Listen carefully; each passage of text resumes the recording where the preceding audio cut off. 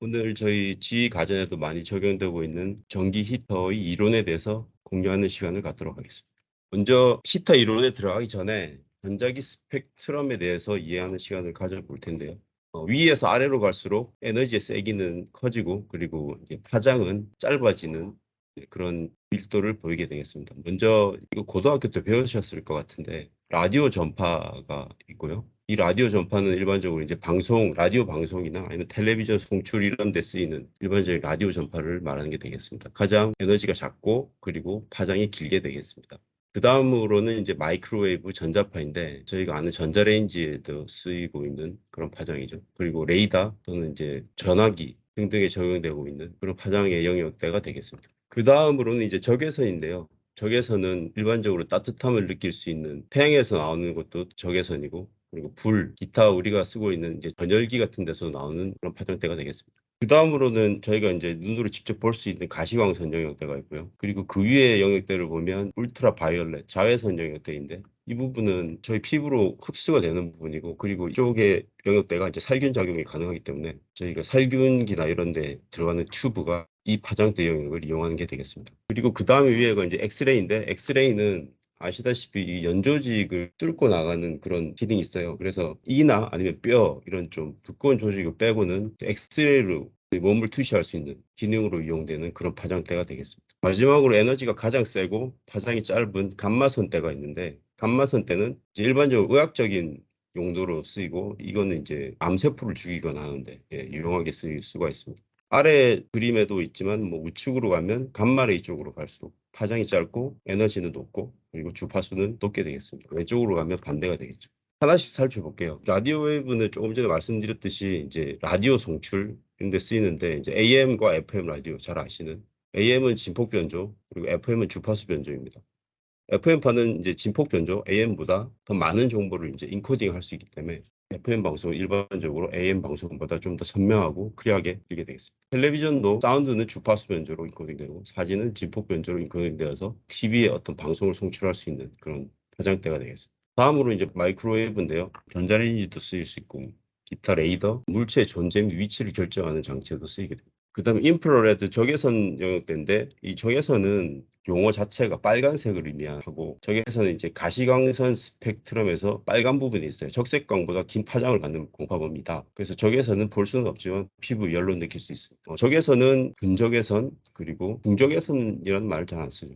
원적외선이 있는데 근적에서는 곧 출력이지만 이렇게 표면만 굽고 가열되지 그런 경향을 띠고 있는 근적외선이 되겠습니다. 일반적으로 제가 뒤에 히터 이론에서 설명드릴 그런 히터가 이제 적용되는 파장대가 이 영역이 되겠습니다. 할로겐 히터나 램프 이런 애들이 이 근적외선대의 파장을 이용하는 그런 부분이 되겠고요. 원적외선은 이 근적외선보다는 좀 더 침투력과 흡수력이 좋습니다. 예를 들면 뭐 카본 히터처럼 좀 더 깊이 침투해서 약간 의료적 목적으로도 쓸 수 있는 그런 파장대가 있습니다. 가시광선은 볼 수 있는 유일한 빛이고요. 울트라바이올렛 자외선은 가시광선보다 짧은 파장의 빛을 의미하는데 이 용어 자체는 보라색 위라는 것을 의미합니다. 그래서 가시광선에서 보라색 위쪽 파장이니까 여기서 보시면 보라색 위쪽이니까 울트라바이올렛 자외선이 되겠죠. 실질적으로 가시광선보다 주파수가 높고 에너지가 더 많죠. 그래서 박테리아를 죽이고 실험실 장비를 살균하고 이런 데 사용할 수가 있습니다. 이 울트라 바이올렛은 이제 피부 스킨으로 흡수가 될 수 있기 때문에 구름을 통과할 수도 있고 그래서 흐린 날에도 이 SPF 15 이상의 자외선 차단제를 발라주면 좋은 피부를 유지할 수 있을 것 같습니다. 좀 바르기가 귀찮아서 많이 안 쓰고 있지만 여름에는 꼭 발라서 이 자외선을 방지해 주는 게 피부 건강에 아주 좋을 것 같습니다. 그 다음은 이제 엑스레이인데요. 엑스레이는 고에너지 전자파입니다. 저희가 일반적으로 병원에 가면 엑스레이 찍는다 하면 이 파장의 영역대를 사용하는 것인데요. 보통 이 이를 치료할 때나 아니면 뭐 바디 안쪽에 어떤 이상이 있는지 찍었을 때 이런 엑스레이를 이용해서 뼈와 치아를 통과하기는 충분치 않고 나머지는 통과할 수 있기 때문에 이런 목적으로 사용할 수 있게 됩니다. 공항에서도 물론 얇은 부분 말고 이런 부분은 통과해서 안을 볼 수가 있죠. 감마레이는 말씀드렸듯이 암 부분에 감마선을 보내서 암세포를 파괴할 수 있는 그 목적으로 많이 사용되습니다. 다음으로 이제 히터에 대한 이론에 한번 들어가 볼 텐데요. 저희가 아는 히터는 뭐냐? 전류를 흘려줬을 때 발생되는 줄열을 이용해서 사용하는 가열 기구란 정의가 되겠습니다. 그럼 줄열은 저항체에 전류가 흐를 때 발생한 열을 말하는데요. 조금 더 공식적으로 보면 그 저항체에다가 전류의 제곱값을 곱했을 때 발생하는 열, 그 에너지가 줄열이 되겠습니다. 히터의 종류, 히팅의 종류는 일반적으로 두 가지, 유도 가열 그리고 저항 가열이 있는데요. 유도 가열은 뭐 아시다시피 전자기 유도에 의해 전기 에너지를 열 에너지로 바꾸고 가열 방식입니다. 보시면 비사체가 있는데 가열되어진 비사체 위에 인덕션 코일이 감겨 있죠. 그러면 이 인덕션 코일의 전자기 유도에서 유도된 2차 전류가 이 히팅 엘리먼트에 흐르는 경우에 발생되는 출력을 이용해서 특정 부분을 가열시키는 그런 가열이 유도 가열이고요. 그 외에 이제 저항 가열은 직접적으로 피가열물 자체 전류를 보내서 가열하는 방식입니다. 직접 저항 가열이 있고 간접 저항 가열이 있는데 가열물 자체 전류를 보내서 가열하는 방법. 그리고 피가열물에 접근시킨 뭐 금속이나 비발열체의 전류를 보내서 거기 생긴 열을 복사나 전도에 따라서 전도를 시켜서 이제 가열하는 방식 두 가지가 있게 되겠습니다. 이 히터를 이해를 하려면 먼저 열선에 대해서 이해를 해야 되는데요.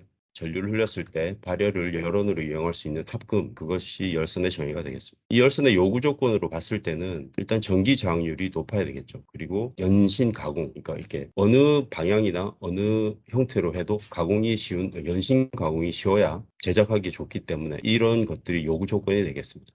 그럼 열선의 종류를 살펴보시면 열선의 종류는 이루어진 물질의 종류에 따라서 나눠지는데 먼저 니켈 크롬 합금, 니켈 크롬 알로이라고 그러죠. 니켈 크롬 합금 열선이 있고 철 크롬 합금 열선이 있고 칸탈이란 브랜드명 같아요. 주로 이게 성분은 좀 이따 말씀드릴 거고 먼저 니켈 크롬 합금을 보시면 두 가지 니켈 크롬 W1, W1은 니켈이 80, 크롬이 20 정도의 배열로 1200도씨의 맥스 템퍼처를 가지고 가공을 할 수 있는 열선이 되겠습니다. 그리고 니켈 크롬 W2는 니켈 60 크롬 15의 비율로 맥스 템퍼처는 1100도씨 정도로 역시 가공을 할 수 있게 되고 둘 다 전열 기구나 공업로도 등에 적용을 할 수 있게 됩니다. 철크롬 합금은 니켈 크롬 계열보다는 가격이 저렴해요. 그래서 좀 더 많이 쓰이는데 철크롬 W1은 크롬이 20, 알루미늄이 5 정도의 배열로 그리고 크롬 2는 W2는 크롬 14의 알루미늄 1050도의 맥스 템퍼를 가지고 이루어져 있습니다.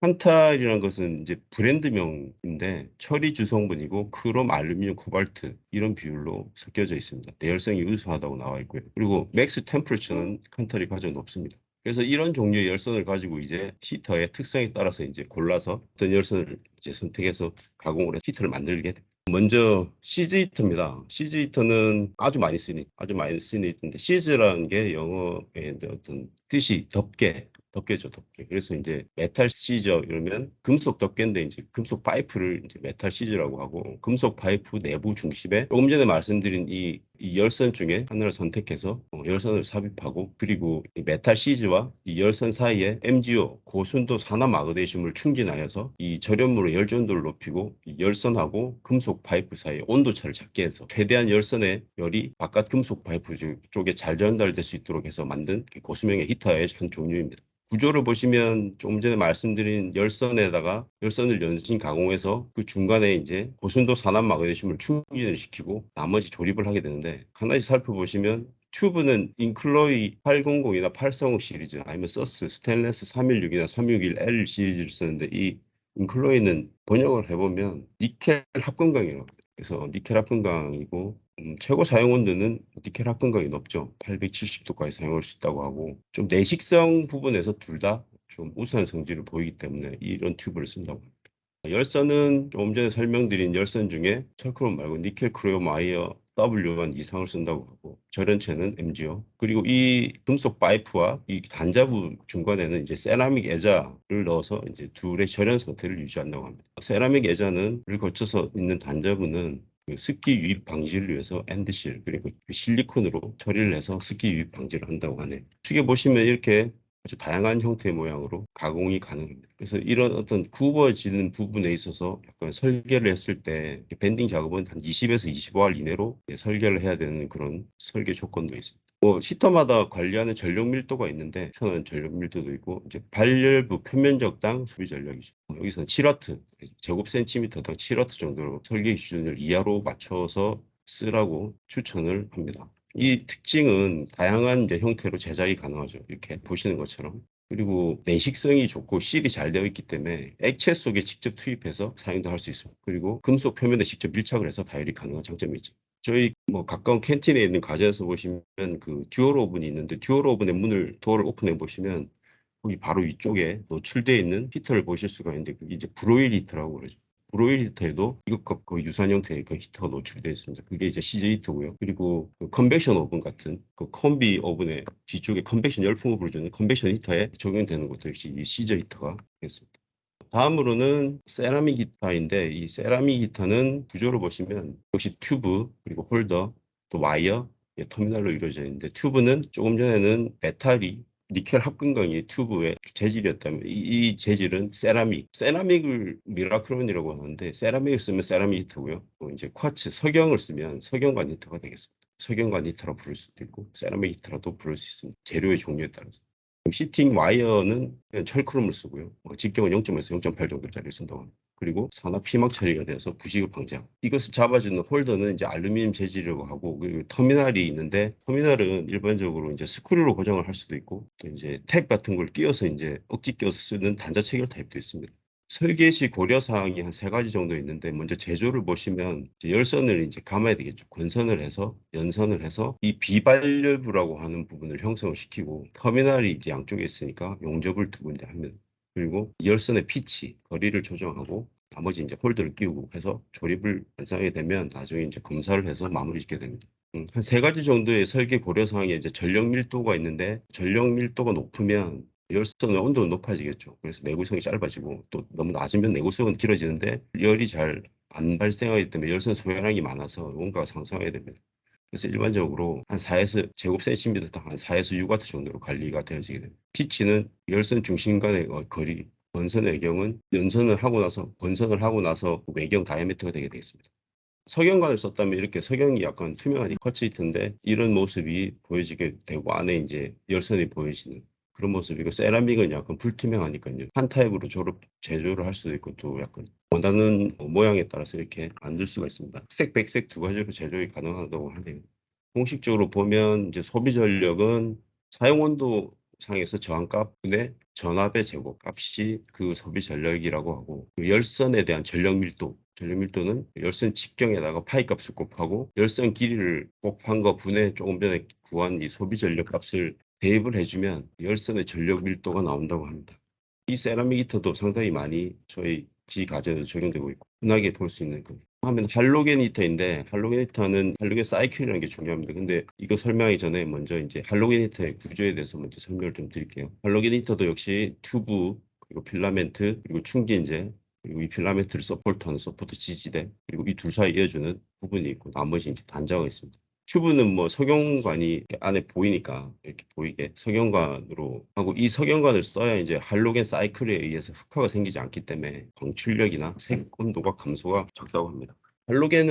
할로겐 사이클을 생성해서 사이클을 만들어 주기 위해서 이 안에 이제 넣어주는 그런 어떤 가스인데요. 먼저 그 할로겐 사이클 설명을 드리겠습니다. 히터를 옆쪽에서 봐서 전면으로 보고 자른 단면입니다. 아까 말씀드린 히팅 와이어 종류 필라멘트고 다르죠. 뭐 철크롬이나 니켈 크롬이 아니고 필라멘트가 열선이 되고 그리고 그 옆을 감싸고 있는 석영관 그리고 안에는 지금 할로겐 가스가 충진이 되어 있습니다. 이 필라멘트에다 열을 가했을 때 여기 W가 필라멘트가 있고 할로겐 가스가 이렇게 충전되어 있죠. 이 X라고 여기 꽉 차 있습니다. XXX 있는데 그렇게 이해하시면 될 것 같고 일단 열을 가하면 필라멘트에서 이게 이 텅스텐 필라멘트니까 이게 증발을 하게 돼요. 증발하게 되면 이렇게 튀어나온 텅스텐이 W가 충진되어 있던 할로겐 가스를 만나가지고 텅스텐 할라이드 WX2란 그런 상태를 형성합니다. 그래서 이 텅스텐 할라이드는 이 안에 있는 가스 열대류로 인해서 이제 유리관 벽에 딱 닿으면 이 유리관 온도가 이제 특정 온도 이상으로 이제 뜨겁게 달궈져 있으면 유리관에 부착되지 않고 다시 튕겨 나와가지고 필라멘트로 돌아가게 됩니다.